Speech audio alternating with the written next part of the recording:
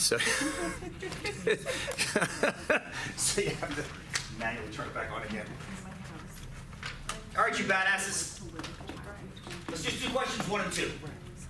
Just 1 and 2, then I'm going to set you loose with 1 and 2. Okay, so I gave you some definitions, and I hate definitions, but you kind of have to have something defined so we can talk about statements and things like that.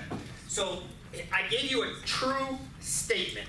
A square is also a rectangle. Tell me why that's true. Has 4 sides. They both have 4 sides and 90-degree angles. Okay, so I'm gonna put, if I may, square has 4 sides and has, you said has 90-degree angles? 4 90-degree angles, yeah. Four 90-degree angles. Okay, and you're saying a rectangle does too? Yes. Rectangle does too. Okay, rectangle, 4 sides, and 4 90-degree angles. Okay, so why is a square?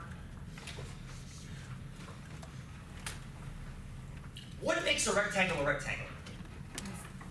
Those are things. It has 2 sets of parallel lines. Oh, say that again. It has 2 sets of parallel lines. I She like took my that. answer, that's my answer. That's okay, you have the same answer. I didn't know that was your We answer. share math knowledge. Math plus math equals math. But by definition, have you ever wondered why it's called a rectangle? So much of what we borrow in math comes from German. And recht means right in German.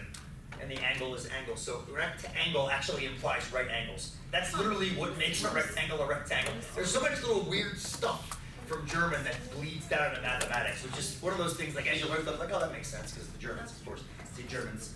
So, literally, a rectangle, by the definition of, did anybody Google what the definition of a rectangle was to kind of get a clearing of it? You don't have to. You did. Dawn, you did. And it said, give me exactly what it said. What I said is, why is a rectangle not a square? Oh. Is that, Why is or when is? no, why isn't it? Because it can be. Well, this is what I Googled. Please. I said, why is a rectangle not a square? And it said, this is because they do not have to be different.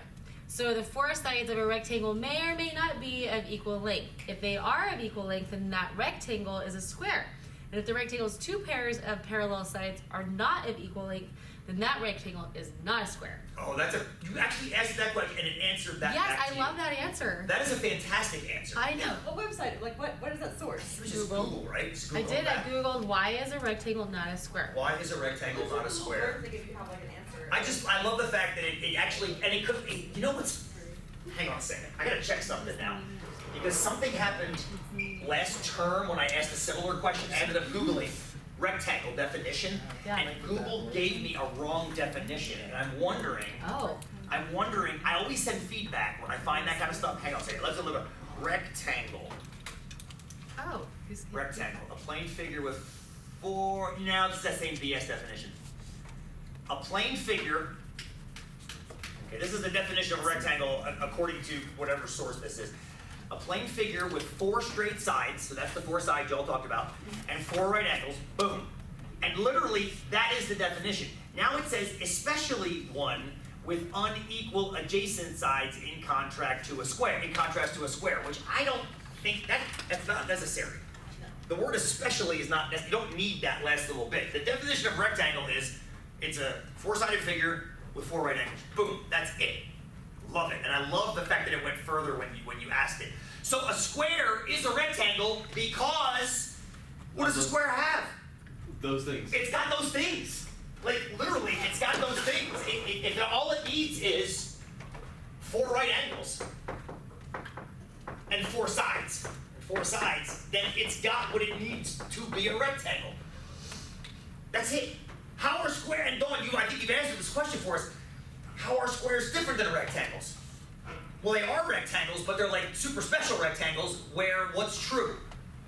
All They sides have- are equal. Yeah. Exactly. They're- All the sides 4. are equal.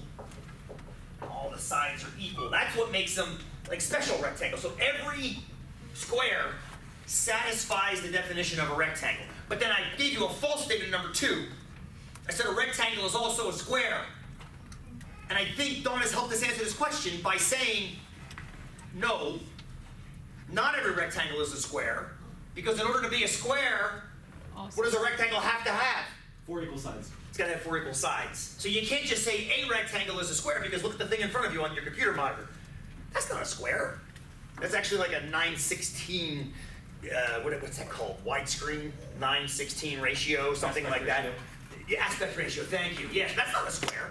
Not a square at all. But then you look up at the ceiling and those are squares. Yeah.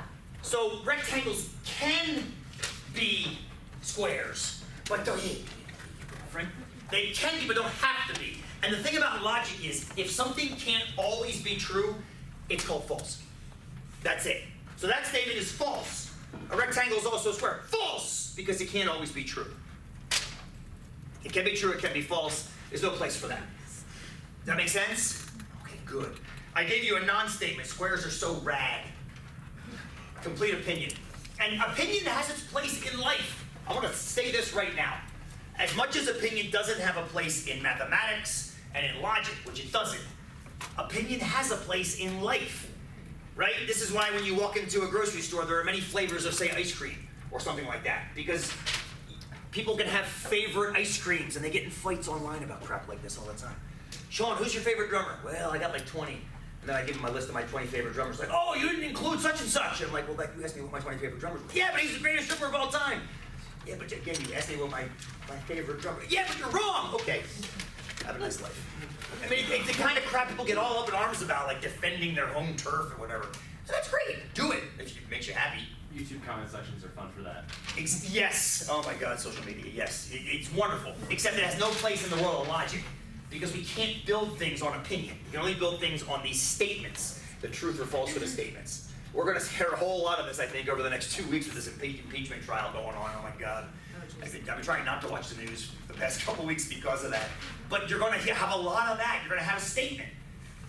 And the statements are either going to be true or they're going to be false. And that's literally court of law kind of stuff. So if you have a stomach for it, I'd say check it out. All right, is the first couple questions, it makes sense? Very simple, extraordinarily simple, kind of straightforward geometric ones. I'm going to give you another logical statement right now. I'm going to start with a question. I asked the other class this, and I'll tell you what they answered in a second. Unrelated to geometry and unrelated exactly to our class, I got a buddy named Scott. He works at a thing called College Excel, which is an academic coaching kind of organization down the hill, down College Way. If you go down there, there's a great breakfast spot called Burgie's. Actually, included Burgie's on your exam. You're going to enjoy it, I think. But there's a place right next to Burgie's called College Excel. You can go down there and get like an academic coach. They meet with you like once a week or something, kind of teach you how to budget time and how to make sure you stay on top of your classes. And he sent me a question. He's a buddy of mine from I met him in the pole pedal paddle days. And he said, Sean, he's like, how much time do your Math 105 students have to spend on Math 105 outside of class? I said, Scott, I have no idea. So I said, well, I'm going to ask them if they would tell me that. So here's what I asked my 8 o'clock class this morning. I'm going to ask you the same exact thing. Would you be willing, on the back of your warm-up today, to tell me a typical week, whatever, I'm going to let you define what a typical week is in Math 105, how much time you have to spend on this class outside of class? So we're in class for 4 hours together. I know it seems like 14, but we're in class for 4 hours together every week. Would you mind sharing with me on the back of your own today how many additional hours you have to spend on Math 105 in a typical week? If you do, I will tell you this. The only reason I'm asking is because I'm going to give you extra credit points for doing this. I want to add like 2 extra credit points to something. But that means I have to know your answer. Is that okay with you all, if I know how you answered? I wanted to check privacy kind of thing. I was going to have like an online thing where you responded anonymously, but I want to give you extra credit for helping me out and giving Scott this data. Is that cool? Yeah. All right, so everybody stop right now what you're doing. Flip your warm-up over to the blank side. And on the back there, tell me, typical week, I'm going to let you decide what a typical week is. This is not ideal, obviously. Or if you can't think about that, maybe give me 2 numbers. Say like, if like a project is due or an exam is due, I might work this much. But if only quizzes are due, I might work this much. Does that make sense too?